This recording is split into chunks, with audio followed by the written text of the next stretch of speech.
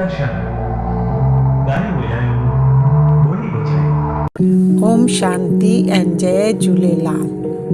बास जी ऊंची उड़ान, कांवनि सां न विरो ऊंचा उॾो। ज़िंदगी में केतिरा ई कांव तव्हांखे मिलंदा जेका चोंच हणंदा, तकलीफ़ ॾींदा, अव्हांखे हेठि किराईंदा, पर बास कॾहिं बि जवाबु नथो ॾे।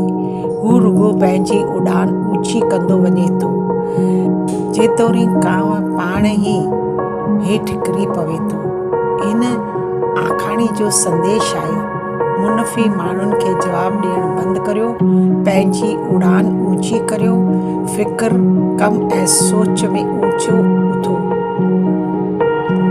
ऊंचाई वधंदी त नंढियूं ॻाल्हियूं पाणे हटी वेंदियूं। इन करे सदैव ऊंचा उॾामंदा रहो। हे साहिब, इहो गगन नंढो थी पवे, तुंहिंजी उड़ान अहिड़ी हुजे। ही चमन सारो खिली पवे, तुंहिंजी ख़ुशबू अहिड़ी हुजे। सभिनी खां जुदा, सभिनी खां अलॻि हीअ तुंहिंजी पहचान हुजे। हीअ तुंहिंजी सुञाणप हुजे। हीअ तुंहिंजी उड़ान हुजे। ओम शांति।